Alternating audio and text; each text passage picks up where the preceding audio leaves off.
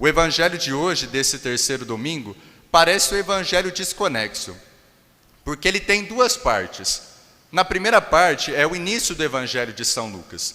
Então, o evangelho de hoje começou dizendo, São Lucas escrevendo, que depois de fazer um estudo cuidadoso, depois de procurar as testemunhas oculares, ele começou a redigir e a relatar aquilo que eles viveram e aquilo que eles experimentaram. Aqui nós vemos a preocupação de Lucas. Ele não redigiu o seu evangelho, ele não transmitiu aquilo que ele experimentou a partir de si mesmo. Ele procurou as testemunhas oculares, aquelas que eram dignas de confiança, para que ele pudesse transmitir os ensinamentos de Jesus e aquilo que Jesus fez. E depois o evangelho dá um salto para o 4º capítulo de Lucas. E o 4º capítulo, começa no versículo 14, diz que Jesus voltou para a Galileia com a força do Espírito.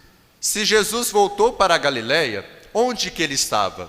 Ele estava no deserto. Se você pega o início do capítulo 4 de São Lucas, Jesus estava no deserto sendo tentado pelo demônio. Vencendo as tentações com a força do Espírito Santo, Jesus voltou para a Galileia, entrou em Nazaré, foi para uma sinagoga, como era o costume, e ali ele tomou uma leitura do profeta Isaías. Está no capítulo 61 de Isaías.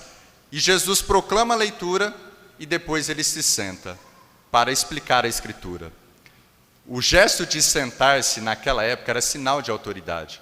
Então Jesus, além de entrar na sinagoga, que era o lugar da reunião judaica, das orações, dos salmos, dos cânticos, das leituras que eram proclamadas, ele proclama a leitura, retomando Isaías, ele se senta. E ele diz, hoje se cumpriu aquilo que acabaste de ouvir. Ou seja, Jesus está dizendo, aquilo que o profeta Isaías anunciava, aquilo que ele profetizava, está se cumprindo em plenitude em mim, na minha pessoa. Eu vim anunciar o tempo de libertação. Eu vim trazer o ano da graça do Senhor. A leitura de Isaías está falando do jubileu judaico. O que era o ano da graça para os judeus? O que era um jubileu judaico? E depois Cristo veio inaugurar um jubileu cristão. A cada 50 anos, os judeus celebravam um jubileu e que tinha um sentido muito especial. Eles chamavam de ano da graça do Senhor. A cada 50 anos, o jubileu judaico, ele concedia ao povo o perdão das dívidas temporais, o perdão das dívidas financeiras. Então, uma pessoa que tivesse uma dívida e ainda não tivesse saldado aquela dívida, a dívida era perdoada. Uma pessoa que tivesse perdido uma terra por conta de alguma dívida, a terra poderia ser restituída. Então, era um ano de graça, era um ano que acontecia o perdão das dívidas financeiras. Só que Jesus, mais do que o perdão de dívidas financeiras, qual que é o perdão que Jesus veio nos trazer das nossas dívidas espirituais? O perdão dos nossos pecados. Ele veio trazer o tempo da graça do Senhor, ele veio inaugurar o jubileu cristão para nos dar o perdão dos nossos pecados. E é interessante que nesse ano de 2025, nós estamos vivendo um jubileu que foi convocado pelo Papa Francisco. Quando os jubileus começaram na igreja, lá no século XIV, primeiro era a cada 100 anos, depois passou para 50 anos, agora para 25 anos, e também podem ter os jubileus extraordinários.